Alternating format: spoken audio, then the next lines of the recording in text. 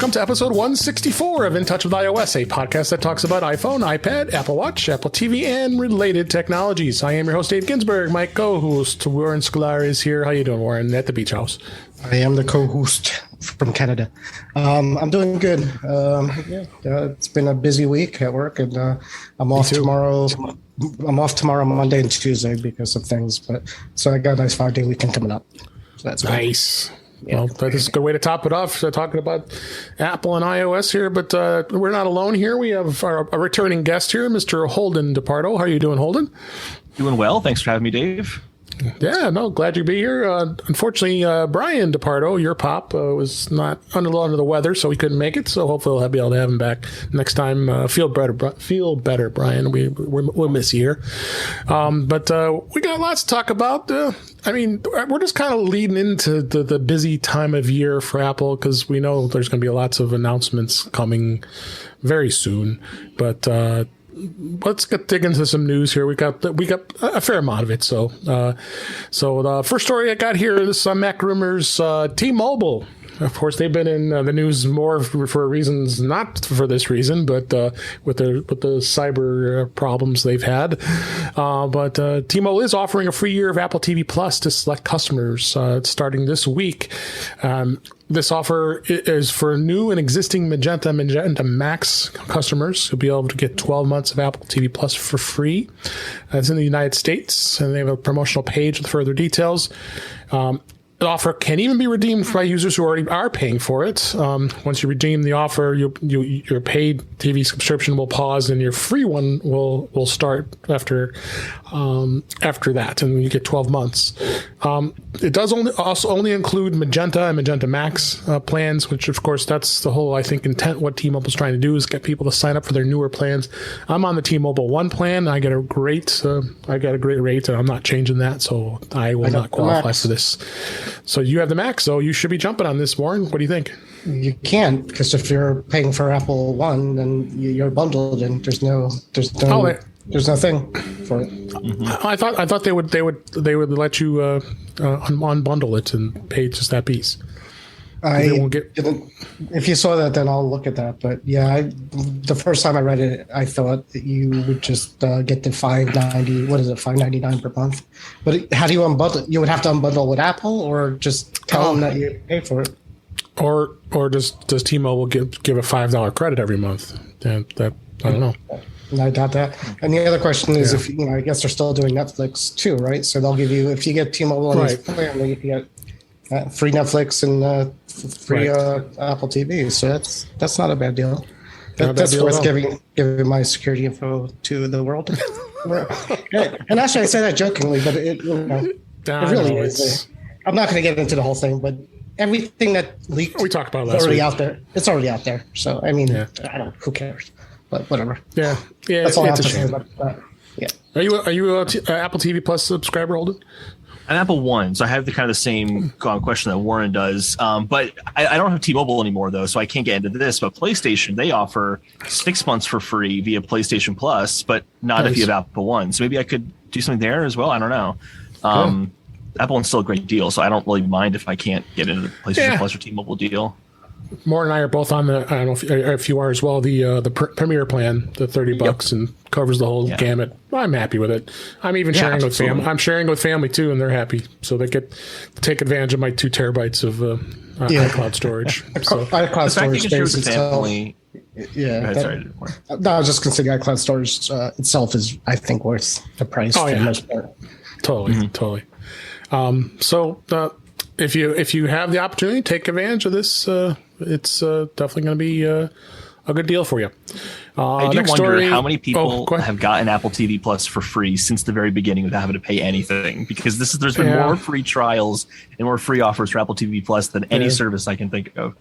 Now, Apple stopped it for a while, and then I think Best Buy had something too, or you get 6 months just for walking in or something, or you didn't even buy anything.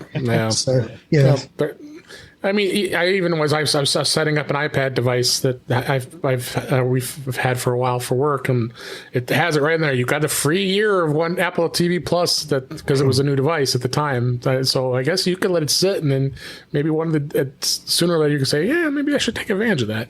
But it obviously has to be on that device, and your account has to be signed into that device in order to take advantage of it. So. The next story here is Apple shares on Mac Rumors. Apple shares the Morning Show Season 2 trailer. Apple has today shared a trailer for the second season of the Morning Show, highlighting the impending return of the award-winning Apple original drama series, which, of course, this was one of the very first ones before Ted Lasso. So it's going to have only 10 episodes again. We'll continue to star Jennifer Aniston, Reese Witherspoon, and Steve Carell will be part of it, and a lot of the others that are coming back from last year. So they're picking up what events of what happened in season 1. Of course, they had to adjust accordingly because of the COVID. They had to make it more realistic, the fact that COVID's happening, because when they were recording it, it was not. So I enjoyed the show. I watched the trailer and I thought it'll be fun to watch. I mean, I liked it. Did you watch the show at all, Holden? Oh yeah, I loved season 1 a lot. Me too. It's a really good example of a show tackling a very difficult topic, but really sticking the landing and handling it in a very nuanced way. And they seem to be continuing that in the season 2 trailer, talking about different issues that are very delicate. But I'm like, if they can handle Me Too as well as they did, I have no doubt they can handle any of these other big, social topics very well too. So I'm very excited for this season. Yeah, the guy who's running the network, boy, he's something. He's something. Yeah. Did you watch the show, Warren? Yeah, yeah. This is how I convinced my wife to get Apple TV the first time around. Oh, she liked it? Yeah. So, I mean, I think a lot of people got dragged into Apple TV with that show. Yep. Which is good. Yeah, I liked it. It went well. Sorry about that. Can you hear that? No, you're fine. Okay. Good, yeah. There's an alert coming up. Yeah, no, it's good. I didn't see the trailer, but I'm going to watch the show for sure. Yep. It is premiering on September 17th, which is next month as we record this. So good, something else to look forward to. Then we'll have Ted Lasso and the Morning Show to watch for the next few weeks in tandem. So we'll have 2 shows to watch. And then, of course, all the other TV shows are coming out pretty soon here. And I also saw that Spider-Man trailer that was on the news today, saying that for 24 hours, 335 million people saw that trailer for the new Spider-Man movie. So I'm just thinking of that as I'm thinking of a trailer here. So I don't think it's got that many views, but I think the Morning Show's got some good following. So that was good stuff here. Next story. This was actually, I just absolutely love this. This was Mac Rumors last week's Ted Lasso. There was this was Ryan Reynolds and Ron McInerney demand Ted Lasso biscuits in a satirical letter addressed to Apple TV Plus. In the latest episode of Ted Lasso, Jeremy Swift's character Higgins briefly poked fun at actor Ryan Reynolds and Rob McInerney's purchase of Welsh soccer, should be football, club Wrexham AFC last year. And then Reynolds and McInerney turned around and responded over the weekend by tweeting a letter that sarcastically threatened legal action against Apple TV over the joke. So they had a really good fun time, and it's in the article here. It shows the letter that Ryan Reynolds had put out, but they had a lot of fun with this. It was going back and forth, but it was what this did was it created more people knowing about their team, as well as even more about Ted Lasso. What do you think, Holden? I just love Ted Lasso. I think involving Ted Lasso is fantastic. You and me both. It's the perfect show for nowadays. It's so positive and charming, but also bearable. Like, it could have been too hokey and unwatchable. Yeah. But it doesn't. It walks that line perfectly. I adore that show. I absolutely adore smile every time I watch it. I watch each episode at least twice each week, just because I can't wait to watch it at Friday. But then the wife wants to watch it too, and oh, honey, I didn't watch it yet, and just we watch it again, and I don't mind seeing it because I get to remember what else was talked about. What do you think, Warren? Yeah, no, it's good. I like Ted Lasso. We talked about it. Yeah. And I do actually. I'm gonna probably rewatch season 2 because I watched it with my wife, but we tend to like talk during it, which we discuss it, which is funny and we laugh. But you miss a lot. There's a lot of like under the breath jokes that you kind of miss, and the English accent sometimes is not the easiest to understand with some of the characters. So I definitely, especially Keely. Keely and the grounds boy coach who the new guy Nate. Nate's a little tough to hear too. But he almost mumbles. He mumbles in British, and I lived in London too, so I kind of know a little bit, but it's been a while. But yes, so it's hard to hear. So I'm going to rewatch it, and hopefully tomorrow I'll get my wife to watch the new one. So. And are we all caught up with it? We're all caught up fully. Yeah, we're all caught up. Okay. No spoilers. Listeners may not be. It's no spoiler, really. No spoilers, because some people may not be. Yeah, spoiler for like 2 seconds. Stop listening for 2 seconds. This whole Rebecca Ted thing that's kind of being teased up right now. I love it. I can't wait to see where that goes. I'm really excited about that. Banter. Banter. Yeah.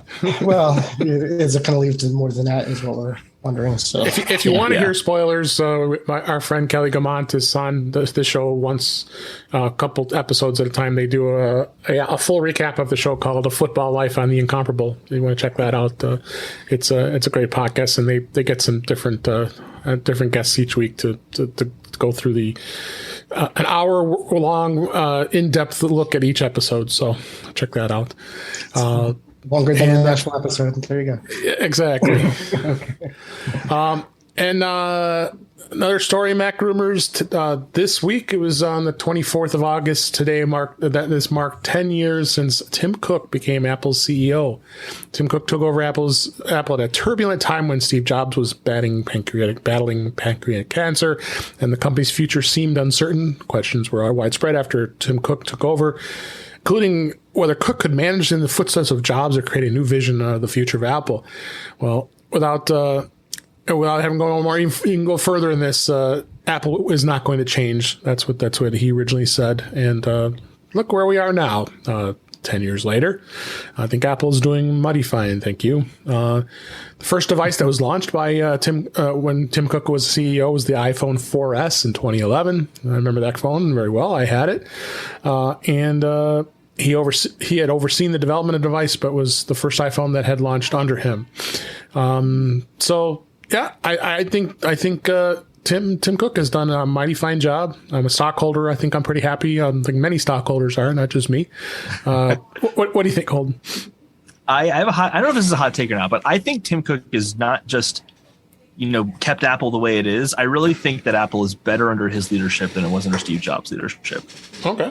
That's bold. I know that's kind of a hot, maybe, I don't know, maybe it's not a hot take or not, but I mean, the Apple keyboard issue aside, which is easily one of their biggest blunders, and AirPower, I don't really think it's as big of a deal as people make it out to be, but like their products are rock solid. They've handled so many transitions super well. From the most recent M chip transition was, I think, handled better than it was back in the Intel transition from PowerPC. Introducing new products like Apple Watch and seeing that evolve over time, and it's like the only smartwatch worth getting. Same with iPad, even though iPad wasn't entirely under Tim Cook. And then the whole move to iPhone 10 and that whole design, like super smooth and great. And just, I don't know, I think he's doing a killer job. And then obviously just the numbers themselves show that he's doing a great job. I agree. What do you think, Warren? Yeah, no, I mean, I'm imagining back when they swapped over that, Tim and Steve had a bunch of conversations of how he's going to be compared to Steve for the next, however many years. And, Tim Cook has to, that's psychological, and he has to deal with that every day. And, people do it. But, he's pushed forward. He doesn't back down. He does what he needs to do. He seems like a good leader. I hear he can get tough when he needs to get tough, but not Steve Jobs tough. But, he's also, I think he's more of a humanitarian than Steve Jobs is, as far as what's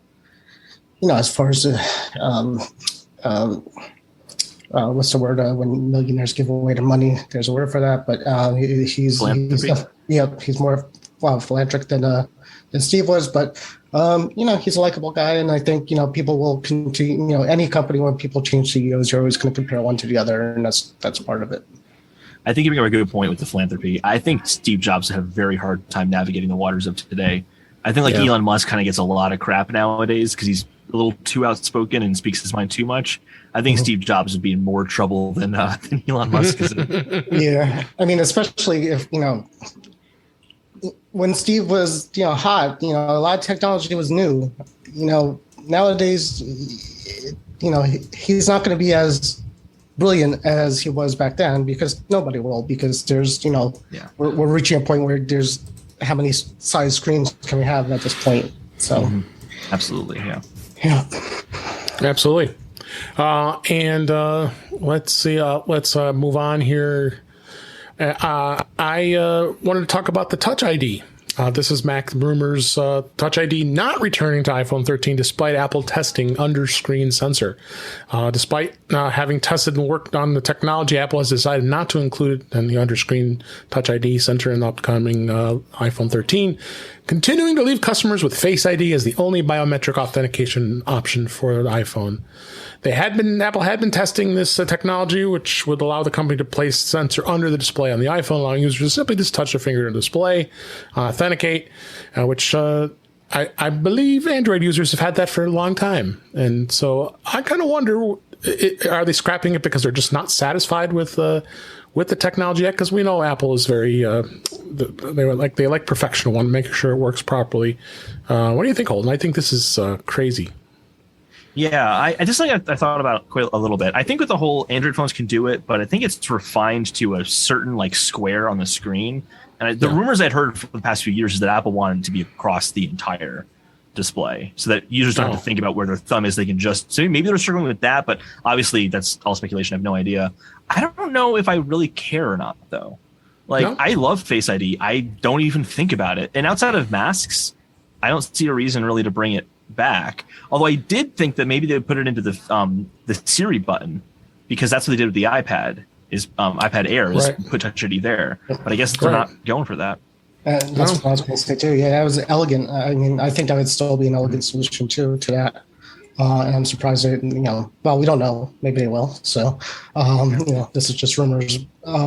But yeah, I mean, with the mask thing, I was hoping that we would be past it, but maybe we're not. So we might need another year of this. The one thing I will say is the new Samsung foldable phone. A couple of reviews came out, and there's a camera in the glass display, which we have the notch, and that's how they got rid of it. So the reviews are pretty bad from what I understand. It's it actually affects the quality of the screen. You could almost see the square where it is.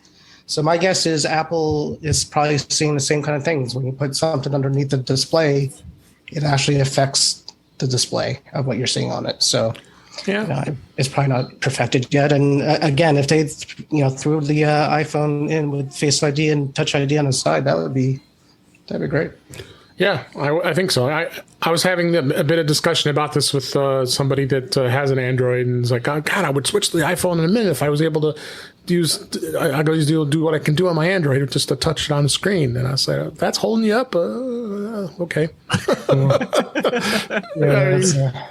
Of all the features, that's interesting. That's really, the one. Yeah. I mean, but then he made the comment that everybody I see has iPhones. Sorry, I'm not sorry, because that's true. I mean, I think all of us probably always notice whether someone has an iPhone or an Android, and that's a whole other debate. We know how. I think Android iPhone is. Users might notice more than anyone else. Yeah, we do. The blue bubbles. Especially the text with if someone's getting a green bubble. So, well, it'd be interesting to see where this goes. Definitely. Not 3 weeks, right? No, it's not going to be coming to the iPhone 13, according to those rumors.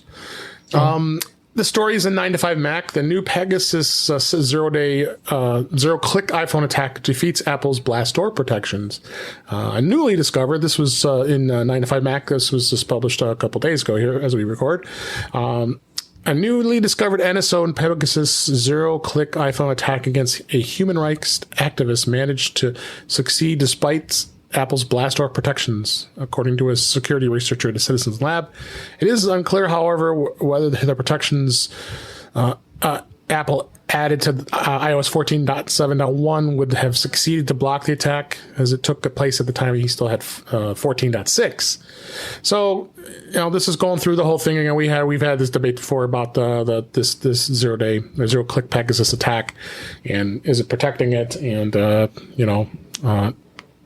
it just seems far fetched that this is really is this really a story? I mean, is it still happening? What do you think, Warren? Yeah, I think this just came out yesterday, so I didn't really dig into it. But, again, it's basically, scientists discover this kind of thing and researchers, blah, blah, blah. And until, my friend Dave from, across the street gets it on his phone, I'm not going to worry about it because it's just basically making a news story at this point. Yeah, that's my kind of thought, too. What do you think, Holden? I completely agree with Warren. I mean, I think there's this misconception of security that iPhones are very secure. It doesn't mean they're impenetrable. It just means that they are constantly updating security, constantly making it better. Just update your phone and you're going to be fine. There's really not much to worry about. Yeah, absolutely. So don't worry about it. That's all I have to say. Next story, also 9 to 5 Mac analysts. Google to pay Apple $15 billion with a B to remain default Safari search engine in 2021. It's been long known that Google has been paying Apple a hefty sum every year to ensure that it remains the default search engine on the iPhone, the iPad, and the Mac. Now, a new report from analysts suggests that the payment from Google to Apple may reach $15 billion in 2021, up from $10 billion in 2020. Investor noted that analysts are estimating that Google payments to Apple will increase to $15 billion in 2022 and between $18 and $20 billion in 2021, now 2022, based on public filings, of course, because they have disclosures, because they're both publicly traded companies. So looks like Google's here to stay on an Apple device, don't you think, Holden? Oh yeah, absolutely. This is an astronomical number. This is insane. This is in the ballpark of what Apple makes off of the App Store through the 30% cut. It's in that ballpark. That's nuts. But to Google, though, they make that it's worth it for them because how much money do they make? And they also get data on iPhone users, which is probably one of the most valuable customers in America right now. Yeah. So it's worth it for them, but it's a lot of money. Good point. What do you think, Warren? Yeah, no. I mean, until somebody comes up with a better search engine, then that's going to be it, and Apple knows that. So, like them or hate them, their searches work, and Apple, I'm sure would love to not have to pay that money if they had another way to do it. But Google is Google. No, but Apple's not paying it. Google's paying Apple. Right. I'm sure Google would like to not pay Apple. Okay. Sorry, didn't mean to correct you, but I think I don't want everybody to get confused there. That's right. All right. So Apple. No. Sorry, that was dinner time. Save my dinner time. No. That's I read it backwards. So because that would actually make sense too for Apple to pay Google to be the search engine for them too. I can see it both ways actually, but either way, it's it's the best search engine, so that's what Apple's using, and that's what Google is happy to give them. And there was some far-fetched thing that someone was saying. Why wouldn't Apple decide to do their own search engine? Dive into that. I know there's been chatter about that. I don't know. That's a lot of work. I don't know if Apple's got the resources or want to put the resources into doing something like that. I wouldn't think. They're doing so much with machine learning nowadays that maybe they're working towards this. They've been prioritizing search a little bit more in iOS. It's maybe, but it'd be a really big investment for them. But I do think that it could be a big privacy move for them. Don't you want to use a search engine that keeps your information private but has really good search algorithms? I use DuckDuckGo. I love DuckDuckGo, but it is not as good as Google's search algorithm. It's just not. I take that sacrifice and use DuckDuckGo because I like not using Google as much as possible. Absolutely. All right, then the last story this week, AirTag gets a new firmware upgrade or update. New AirTag firmware version 1.0.291 is rolling out to users with no known feature changes or updates. Boy, it sounds like the Apple TV. Unlike other device operating systems, the AirTag does not have an update menu to control incoming updates. Instead, the user must wait for the update to install automatically. This was reported by 9to5Mac and people, and then of course those sharp people out there that see these things find this out, and you just go in the Find My app and you can actually see what the firmware version is. I don't think anybody's going to really care much because it's still going to function the way it's supposed to. Don't you think, Holden? Yeah, I would never even think about updating my AirTags. I would never even cross my mind. Yeah, just like the AirPods Pro. I mean, they get firmware upgrades all the time, and they're in beta too. Which was one of the few things that Warren would ever touch in beta would be AirPods Pro. So, I'm sure you agree, Warren. This is no one really cares. Yeah. You don't know how to update it. You don't know what the update does. With Apple's headlines recently, I'm sure it's doing something scary and nefarious. So yeah, that's true. Yeah, I would go throw them out and burn your AirTags right now because they're following you. I'm sure we're doomed. We're doomed. All right, off to the topics this week, as we always talk about each week. Beta, iOS 15, iPadOS 15, Beta 7 just came out I think a day or two ago, and they seeded the 7th beta to developers. I believe it's out. The public beta is now out. Yeah, this was actually yesterday as we record this, and it looks like nothing really a big change. Warren, you notice anything since you updated since the 6th beta? This week in Salesforce is a good week. The updates. Yep, this week Salesforce is working on the beta, so it's a constant battle between the test flight Salesforce app and the beta, whether the Salesforce app works on it. Everything else works. It's always worked. I've just had throughout the entire beta cycle, I've had 1 or 2 apps that don't work, and Salesforce has been one of them. So, okay. Holden, I think you're on beta. Would you notice anything? Yeah, I'm on beta for all my devices except my Mac. Yeah, I mean, it's pretty much the same. For me, it's been pretty stable since the beginning. I haven't really had any issues. So I update just because I know it's going to be better than the last version. It rarely gets worse. So yeah, it's still good, still consistent. Yeah, it's great. It's good stuff. Yeah, it doesn't look like there was much in the notes to saying what changed. I don't see too many things other than we know SharePlay is disabled still. The big thing is the Mac OS hasn't been updated in 2 weeks. This week was supposed to be it, and I'm going to say that for an iOS show because universal support is still MIA. So I'm assuming. I mean, this beta could have the universal control in it in the iPad OS and the iOS. We'll find out when the Mac OS gets its next beta. Right, but I think SharePlay is going to be after the release. That doesn't bother me at all. The universal access bothers me. Yeah. As long as SharePlay is available before Foundation comes out, I'll be fine. I'll be okay. But yeah, universal control, I'll be severely bummed if that gets delayed. That's going to completely change my workflow. I can't wait to get that. It's the only reason I bought a new iPad. Just play with that. It's worth it. If it works as well as they say, it's totally worth it. I'm hoping just to have the other screen and be able to drag back and forth on the iOS. Absolutely. That's just, looking forward to that. My iPad will be a note-taking devedece. It's that's what it's supposed to be. Same keyboard. Just amazing. Quick notes. Yep. The WatchOS 8 came out. Do you update your watch, Holden, to the beta?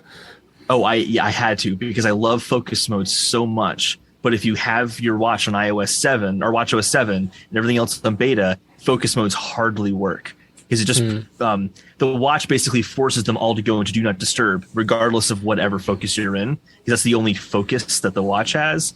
It was a mess, so I had to update to it. I was worried because I've never done beta on my watch, and you can't go backwards. Can't go back. Great. Yeah, that's why I always tease Warren. He always goes. He does it right away, and you can't go back. I ripped the Band-Aid off the first day. Well, one beta cycle, I forgot what watch it was. I had to go back to Apple, and they had to replace my watch because it was unusable with the beta. But they did, and nobody made a big deal over it. But ever since that, it's been pretty good. So, But focus mode, that's a big thing. tvOS, as always, never anything exciting in there. I never see them announce anything other than it's just the bug fixes. Of course, SharePlay again won't work. Siri commands can use to launch the Apple TV Plus shows. I believe that. I think that's new, actually. I don't remember that doing that. But one tip with the tvOS, I completely didn't realize it.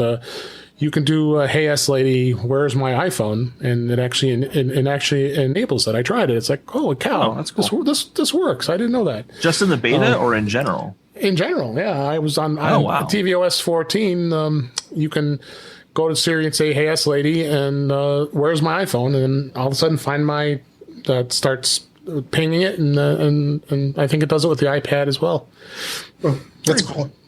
The big news with the Apple TV usually is not what Apple updates, is basically the news, like the Netflix getting spatial audio and Hulu getting 4K, which is the last two big stories for Apple TV on the Apple TV app. So even though they're not doing much with it, other streaming services are, which is good for the platform. And we're talking about tvOS. I just on Hulu. You just mentioned Hulu. I watched the series McCartney 3-2-1. You got to watch it. Freaking amazing. I mean, if you're a Beatles fan, my gosh, he's being interviewed by Rick Rubin. It cracks me up. Guy's got the big giant beard, and he's barefoot the whole time in the show. They're sitting across from each other. He crosses his legs. He's barefoot. But that guy's just one of the most renowned producers, and he's just love listening to McCartney's stories, and he remembers everything. He remembers what they did when they recorded that specific song. They're going with a mixer and hey, look at that sound and that sound. I want to go back and watch it again. It's so good. So there's a show tip right there. All right, and what do we have left in beta? Oh yes, what was new with HomeKit in iOS 15? Have you dabbled with this at all, Warren? I know the HomeKit has the secure video. I don't know too many people have that yet. I haven't done anything with it. I mean, I haven't noticed anything different with it, to be honest with you. HomeKit. Yeah. Looks like also it has it'll store secure video on your iCloud Plus. That's a Plus plan. Package detection, people bringing packages and delivering it, that lets you know. It's got a home key or home keys enabled, so unlocking doors with that. Time-based Siri commands can be put into if you want to enable stuff as far as it working. So yeah, looks like HomeKit's gonna have some good enhancements. I hope that looks cool. Other feature that did get enabled in beta, and you and I, Warren, were going back and forth about this because I'm still having trouble with it, is the iCloud Plus's new custom email domain feature, which is now available in beta. You can go into beta.icloud.com, and if you have a paid iCloud Plus storage plan, you can personalize your iCloud email with a custom domain name. And it's now in beta. So you go in and actually add the domain, add all your MX records, and so it's not for the lighthearted. You have to have a little bit of knowledge how things work on the web, but it seems to work for DNS. Yeah, sorry, thank you. Going into the DNS management in your domain registrar, or if you're web hosting, and it's supposed to work, but I'm having a little bit of trouble with my host, so I have to try to figure it out. But see, you were able to do it, right, Warren? I did. Just to clarify, you don't need any of the iOS or betas for it, I don't think. No, you don't. So I don't know because I have the beta on it, but so I did have an initial problem with one of the C names. So what happens is when you go through it, it pretty much walks you through and then gives you a screen of what you need to change your DNS info to, and you log into your host that you pay for your domain, and you change it. And it's pretty much you pretty much have to remove the old stuff that went to the old host and put in new stuff. But I got it to work, and then after that, it takes a little bit of time. Funny story, actually. So. After I was finished, it kind of says, "Congratulations, it's all working, it's all good." And then, but I kept sending myself a test email from one email address to my new iCloud address, and nothing. So nothing. I'm like, what am I waiting for? And I keep checking everything looks good. Junk mail. Everything was my emails from myself to myself was going to my junk mail for like the night. So finally, I'm like, what is going on? So I looked into my junk mail and I saw it all going in. And then once I decided that wasn't junk, I moved it to the inbox or whatever. All of a sudden, my send to address showed up on my iPhone. If I go onto my iPhone and say from, you could change it to the new custom domain and send it as that. So it's techie. So yeah, I was gonna say it's a little bit of work. It's not for the lighthearted. Did you try Holden yet, or do you have a domain you play with? I wanted one, and it turns out my dad wants the same one as me. But he can't get it because some guy in the Czech Republic already has it or something like that. So we're out of luck. I don't need it, but it would pay up. Yep.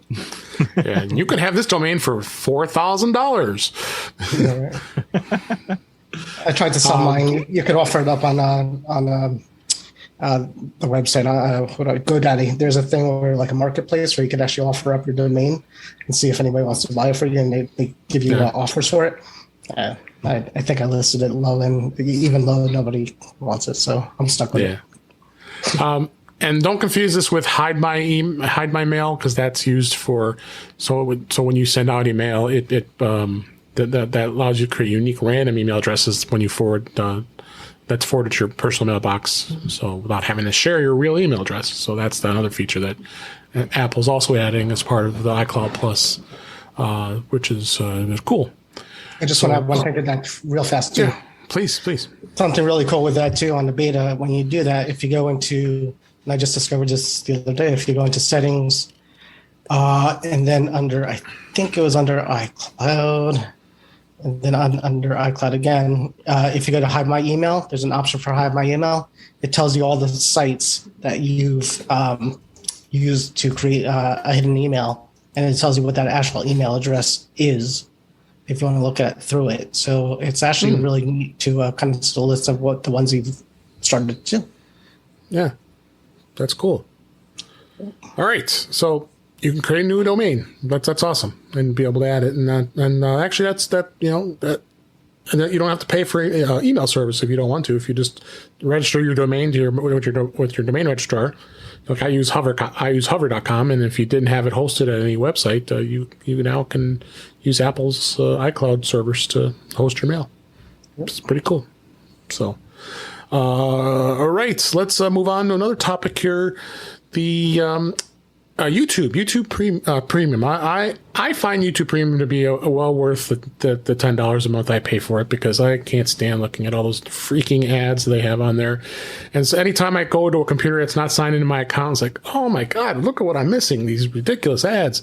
So YouTube Premium is nice to eliminate that, as well as it includes YouTube Music, so you have another music service that's added to it. So I find I like it. Not everybody feels to need to spend it, but it's understandable. But this has always been a complaint, and I know there were some workarounds about this. Is the fact that you want to have picture-in-picture when you're watching a YouTube video, and you want to be able to, just like you could do with any other video source on an iPhone, you can have it up on the screen, navigate to what you're looking for, and go back to your video. So if you didn't have the premium plan, you weren't able to do it, and I think you could still work around it, but it was kind of a cockeyed way of doing it. But now what they've done is the YouTube Premium subscribers can now actually enable it. And what you do is you just go into your YouTube settings, and there's just a enable picture in picture in iOS. So I thought this was kind of a cool thing that they had. I assume either one of you guys are YouTube Premium subscribers, right? I'm checking the settings right now to enable that. Absolutely, 100%. Oh, you are? Totally Okay.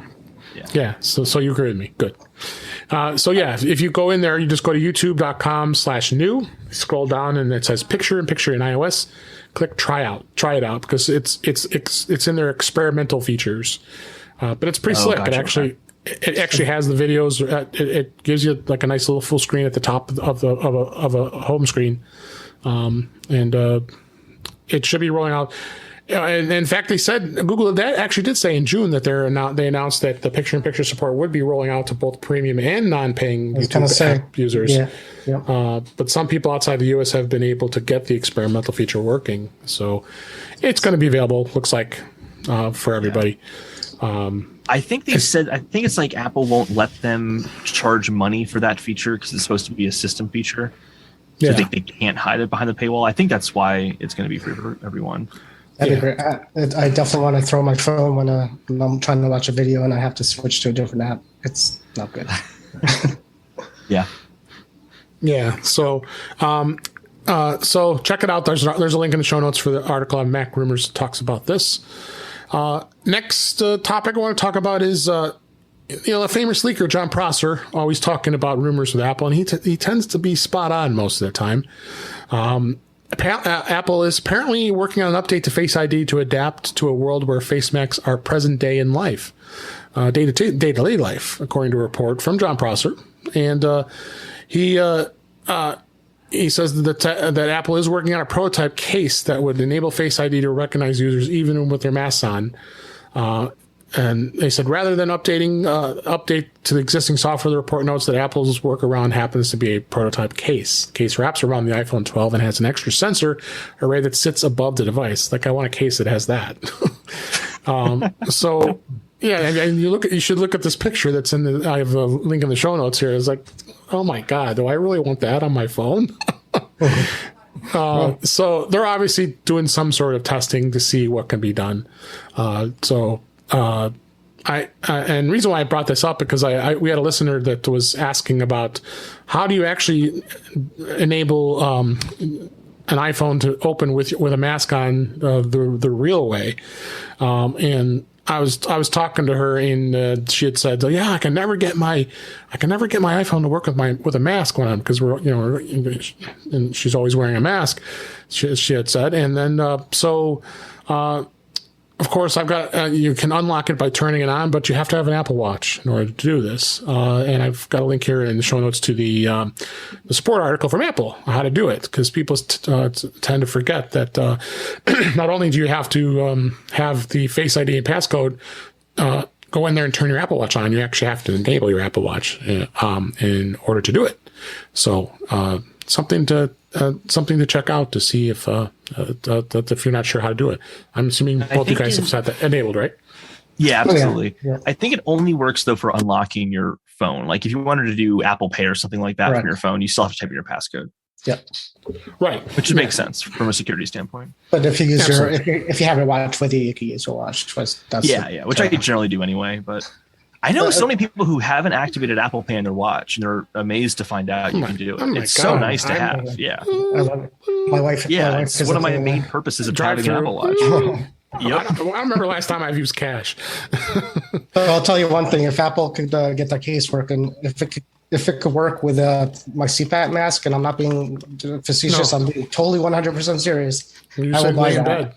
Yeah, because that is a big thing. When it's a CPAP mask, I'm laying in bed, I'm trying to unlock my phone, and then it doesn't work. So, So I mean, I have the nostril mask. I don't have the full mask, so it actually sometimes works for me. Oh no, I have the nostril mask too. It never works. Oh, you do?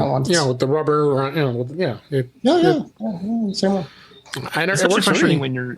Right, it doesn't work for me either. Sorry. Go ahead. But I was going to say, it's especially frustrating because you're used to not having to type in your passcode. Like Face ID, I don't think about a passcode at all. So it's like being reminded of this really archaic thing from 10 years ago. Mm-hmm. Yeah. It's frustrating. Especially at night in bed. That would annoy me. It's bad. It's bad. So if you're unsure how to do it, if you haven't set it up, if you haven't, you're crazy. You need to have it set up. We've got a link in the show notes how the real way of doing that is. Next topic, I wanted to talk a little bit about iOS permissions. Those were added in iOS 14.5, and of course we, with the allow app to track and the permissions and all that. And what are the iOS permissions that you want to know and want to see if do you really need to have them turned on or not?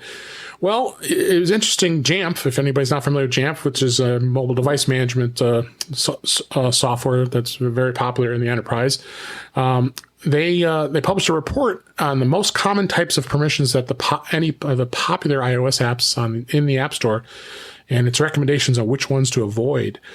This was in the Apple Insider is the article, but there's a published report. If you actually click the published report, it brings you into a Jamf blog that they just published today as we record this. And they've gone through some analysis of some of the top 4 permissions that app requests are, which include things like photos, camera, location, and microphone. And why do these apps need this?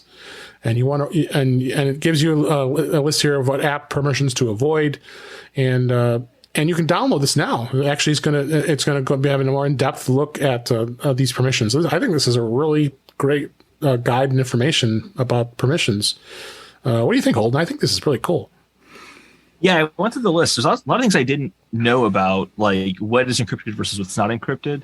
That was pretty surprising because you kind of get this idea that everything's encrypted on a device, but it's actually not true. Like the device is encrypted, but not all the content, especially if it's an iCloud.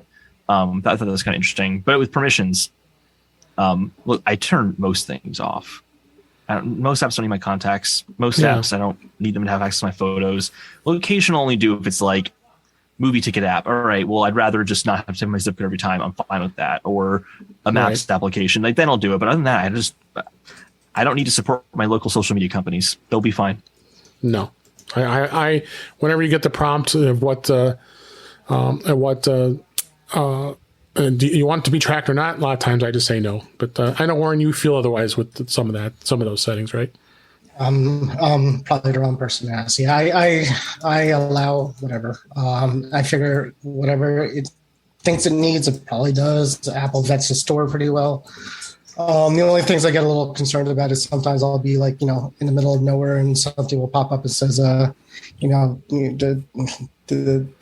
doggy poop app has been requesting your location tried to get your location for the last for a while. Do you want to allow it? And I have to think about that. Why that might want that, but other than that, I allow pretty much everything, and so far I'm still here and fine. So. And no men in suits have come to your house and taken you. Okay, maybe they'll take me someplace better. So that you never know. You never know. But check out this white. It's a white paper. You have to fill out some information, and you have to be working for a company. But there's of course ways around that. I don't have to tell you what to do to get that information. Check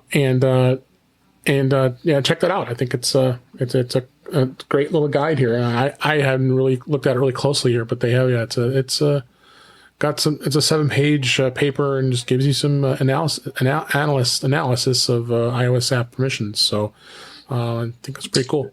Does real fast? I don't think there is, but is there anywhere on iOS that tells you what apps you're using, what permissions, like in a nice list, like that are installed on your phone? I haven't seen anything. I don't know if you have. No. I know in the App Store they have the privacy labels, but I think there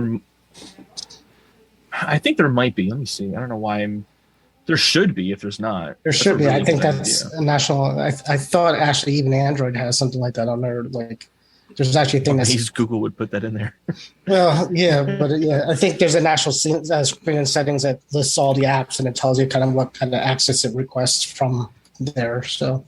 That might be iOS 13. Let's see. Or 15. I don't know if this is an iOS 15 thing or not, but when I went to privacy, the very, very bottom, like underneath, all the options, there's record app activity, and you can say save app activity, and it will let you know in the past 7 days what apps have taken what information. Yeah, that's good. Very cool. Yeah, no, it's really cool. So check it out. I think it's well worth the investment to have a better understanding of this. So let's talk a little bit of tips here. I was always curious to know how to reset AirPods or the AirPods Pro or even the AirPods Max and how you do it. Usually the way you do it is that the first thing you do is you want to check your battery. If you go to the back of the AirPods by holding the AirPods case and hold the button on the back, you don't see a light flashing on the inside of the case. It's probably because it's dead. Then you should plug them in, make sure it's adequately charged and to be able to repair it to your device.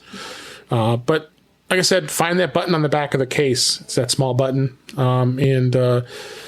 and you got to hold that thing down for 15 seconds. The LED light on the case will change from white to amber.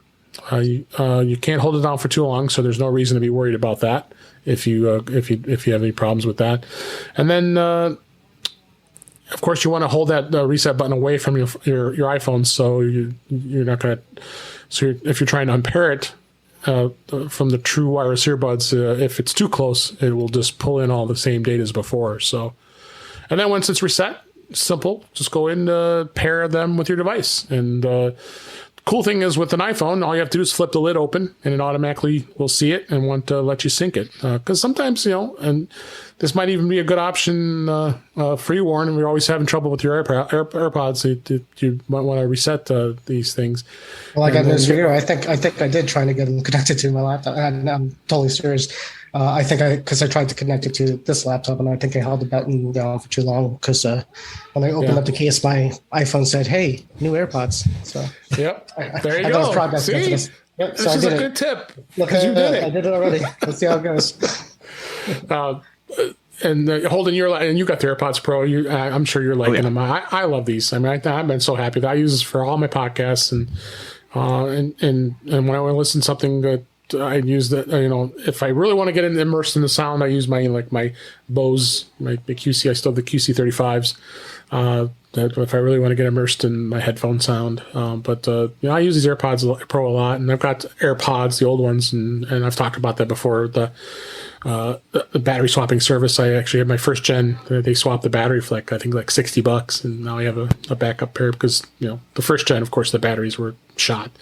So that company actually swaps and gives you cleansed new AirPods that go into your case, no problem. So it's the case and the AirPods themselves they replace the batteries on? No, they replace just the they refurbish the AirPods themselves, not the case. It doesn't do the case. The case you have to buy separate, but but it actually they already take care of replacing the batteries, but they give you a brand new set. You send them the old set, and they'll send you a new set.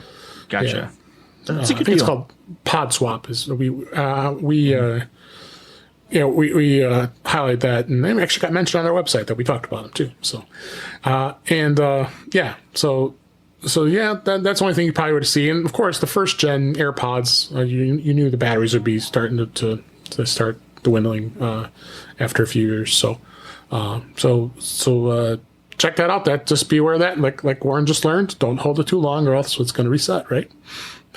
Okay.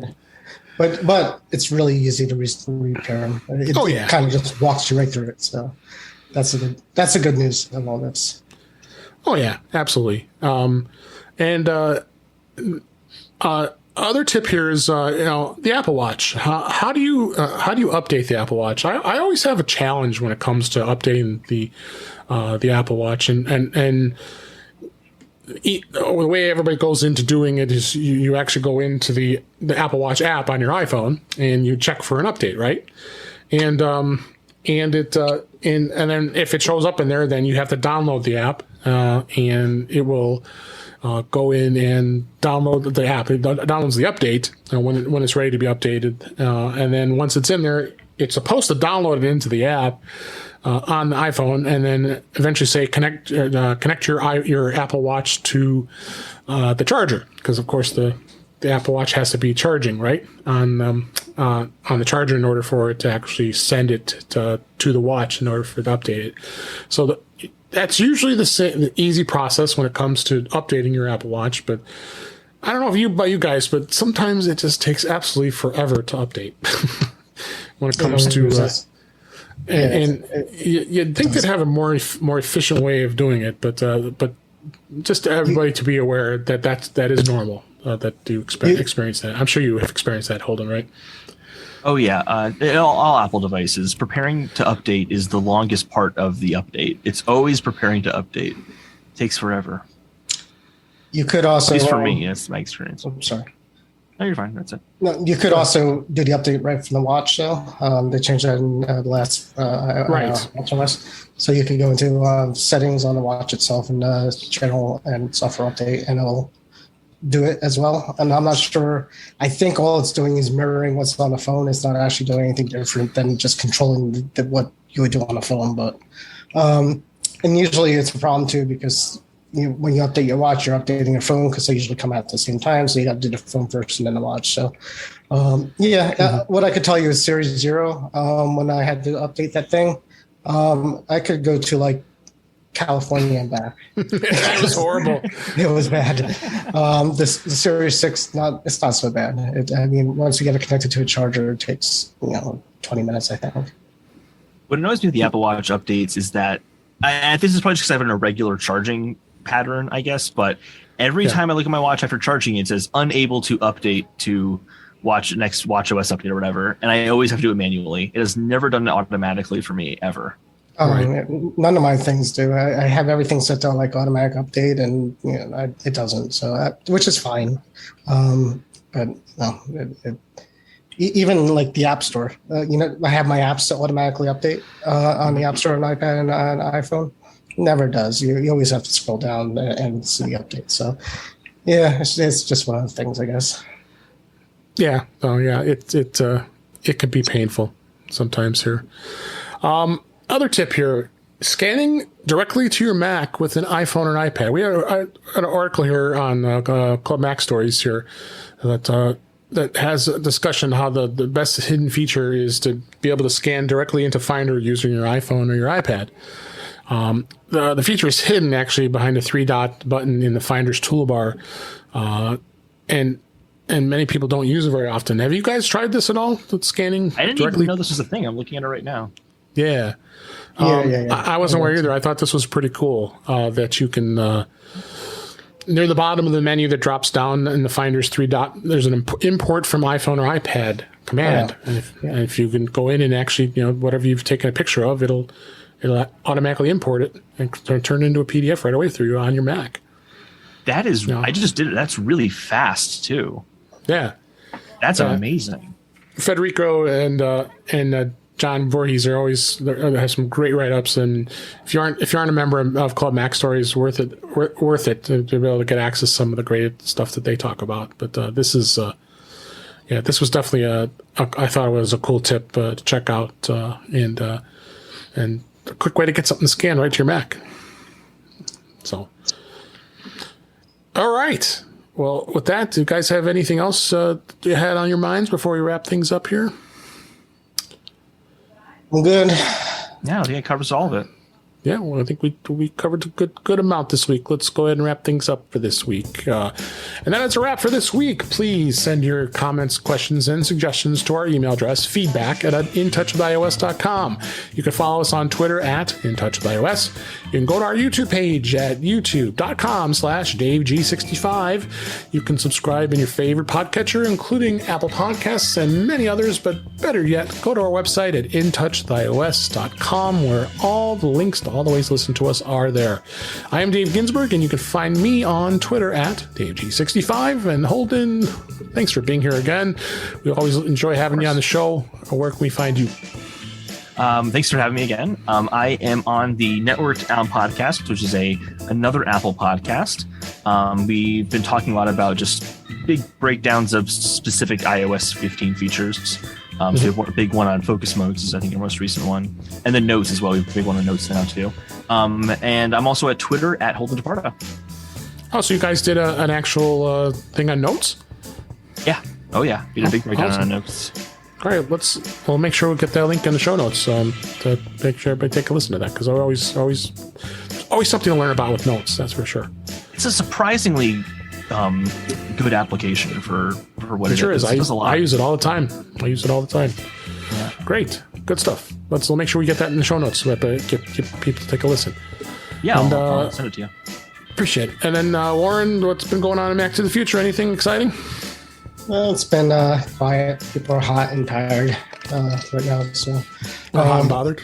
Hot and bothered. Yeah, everybody's hot and bothered and hot and quiet. So I think everybody's just waiting for September to happen, and we'll go from there. So, but yeah, come over and talk about anything that's kind of relevant to technology. Doesn't have to be specifically Apple. So it's all good there.